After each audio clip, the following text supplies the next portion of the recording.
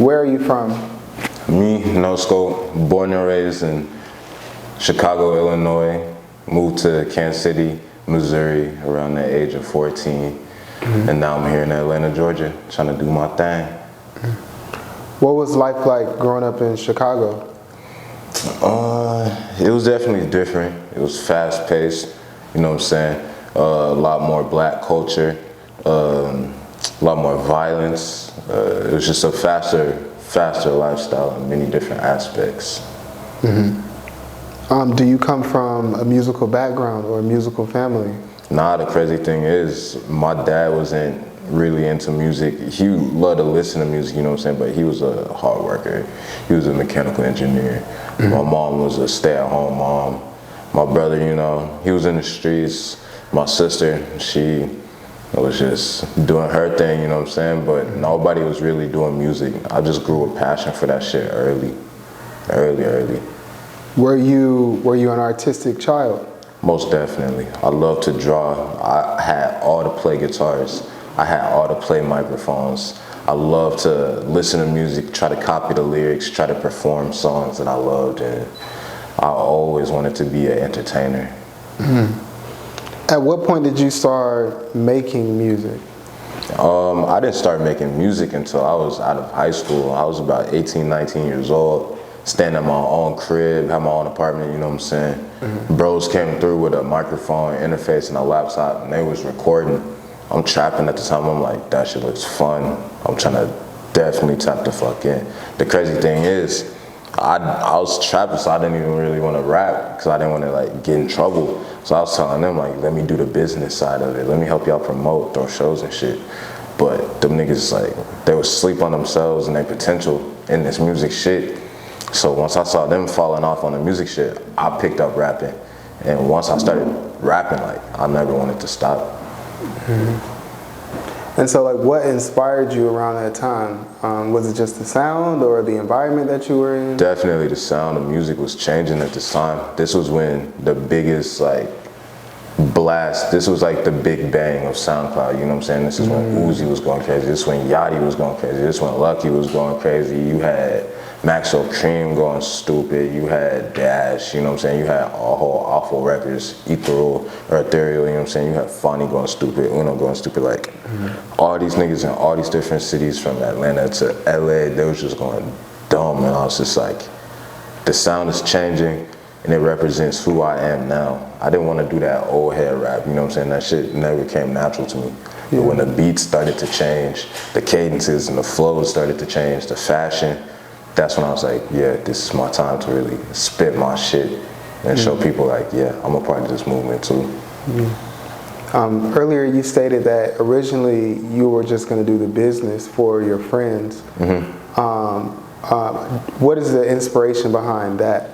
Oh, I told you I was trapping before, so like, I didn't go to college because I knew I could make as much money as a college student. Just doing me, hustling, building a brand, selling a product or multiple products. I always knew that. So I knew that music in itself is not only an art form, it's a product that many people wanted to consume. So that's why I knew I had to get into that business. Were there any like early entrepreneurial influences around you, or was it like just something you?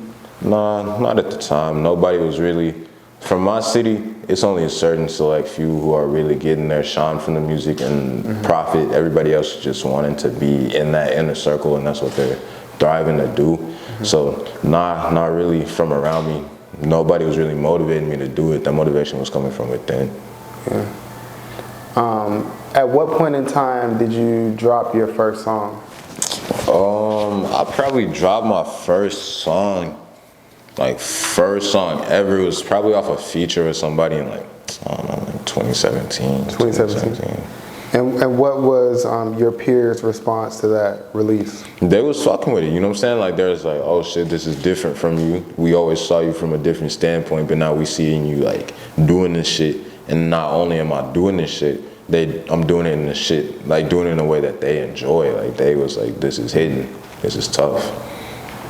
So as far as your career, from that point, did you get signed to a label? Did you continue independently? I've been doing independent since day one, just going collective, because I know the bigger profit. I know that labels, they come to you when, like, here's the thing, they come to you when some shit's popping. You could sign a distribution deal damn near any time in your life. You could sign for 20K. You could sign for 50K. You could sign for, you know what I'm saying? Not everybody's gonna get $1 million.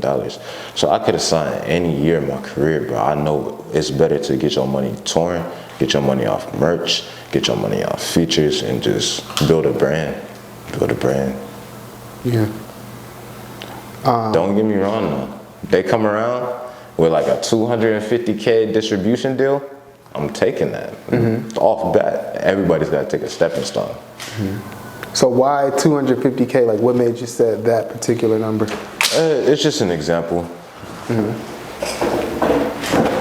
It's just an example. It's a stepping stone, you know what I'm saying? Distribution deal, that's the key word.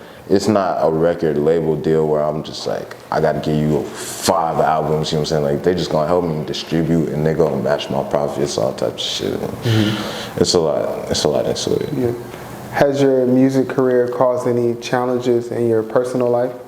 Most definitely, because as you start to grow as an artist, you look at the people around you and you start to calculate where they actually fit in, if they can help you, if you can help them, if people are resistant to you becoming, I don't know, gaining more stature, or it's just people become jealous, or I don't know, people really change character the more you become more relevant.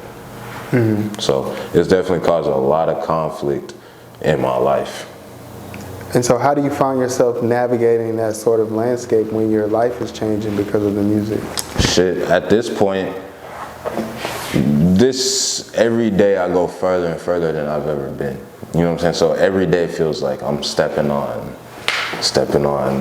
the floor or the ground in front of me just to see if it's solid ground. You know what I'm saying? It's just like, all right, I made it this far. Is this the right step? Is that the right step? It just comes with a lot of anxiety. I'm not gonna cap. How does your family feel about your music career? Oh, they're very supportive. They're very supportive because they understand, like, from the beginning, I've always wanted to entertain. I've always wanted to laugh, bring joy to people, make people want to dance, move, just like represent myself through music or art. So they've definitely been supportive. Are you an introverted person or an extroverted person? It's 50-50. I'm a Gemini. Sometimes I don't even know what I am that day. I feel that. And so when you say you're 50-50, so is it one of those things where you're like chill when you're not on stage, and then when you're ready to perform, you sort of have like a character that you assume? No, I wouldn't say a character, but I will tell you, every time I get ready to perform, I'm nervous. No matter how many times I performed, I say to myself, like, are they gonna like it? Am I gonna mess up my words? Like, is there something that's gonna happen during the show? But the instant I get onto the stage and I hear the music start to come in, I feel the bass from the speakers, I feel the anticipation from the crowd, you know what I'm saying? Something just comes out. And it's like, I damn near black out until I'm done performing. And when I hop back off the stage, I'm not that nervous nigga who was like, damn, did they fuck with that? Did they enjoy that? Did I fuck up any of my words? So, 50-50. Are there any artists that you like to collab with right now? Collab with, for sure. There's plenty of artists right now that I would love to collab with. I would love to collab with my boy Back from the Dead. That's Mod, if anybody know him. I would love to collaborate with T Korean. That man is crazy. Silly, as he say. There's plenty of people I already collab with on the daily in the Being team, like Bravo Hunters, Fat Fooly. Man, I'm about to tap in with Diego Money. But it's too many artists to really let them all off. But I would love to work with so many different artists, you know? Yeah. I'm not one of those people that's like, do me. Like, I think art is a group project. I love working with as many artists as possible just to see what type of shit we could collab and make. Yeah. Would you consider yourself an underground artist or a more mainstream artist as far as your sound, your look? I'm definitely an underground artist because mainstream is a little watered down right now. And all due respect to all the mainstream artists, but I feel like the mainstream is very watered down. Whereas the underground is more self-expression, more fluidity. You have more range. You can do more. You don't have to stick to a certain sound because that's what a label is telling you to do. So I would definitely consider myself underground. What is your studio process like? Are you punching in or are you writing your... It's a little bit of everything. I'll punch in, I'll write, I'll freestyle a whole chorus, you know what I'm saying? I'll do goddamn 5 minutes of ad-libs. I'll do, you know what I'm saying? I'll do like 3 different layers of ad-libs. It's just like whatever we feel in that day, we locked in. Whether it's for an hour, we make 1 or 2 songs, or it's 10 hours and we make 8 songs, you know what I'm saying? Right. That's just what we do. That's just because that's what we love to do. Do you play any instruments? I do play clarinet and saxophone. Oh, really? Yeah. When did you take up those instruments? I started band in middle school, 6th and 7th grade. Okay. But I couldn't keep going because my parents couldn't afford to, we were renting the instruments. They couldn't afford to keep renting the instruments, so family stuff came up. Okay. And so that was like your early experience with music? With music, yeah. Ah, I see. And so do you incorporate any of those instruments now? Oh, for sure. When I'm talking to producers, I have an ear for certain instruments because I've been around all these bands. I know when certain instruments are picking up. I'll tell them like, yo, you should put that, you should put this, or you should drop this, drop that, or you know what I'm saying? Don't stack the drums. It's just, and when I hear a producer who does a certain drums or who's so crazy with the drums, I can just automatically tell like, yeah, you were a marching band, you know what I'm saying? Or when someone is just always putting a flute in there, I was like, yeah, I can tell like you was first chair type of shit. Yeah. What's your ultimate aspiration with your music career? To start an enterprise. I want to give everyone the opportunities that I've ever had. I want to show people that art is about self-expression and not just a check. Yeah. For someone watching this who aspires to do what you do, what advice would you have for them? Focus on yourself first and foremost. It's always good to help others, but don't forget to take care of yourself at the beginning of the day. Never let someone who doesn't make music tell you how and when to drop your music.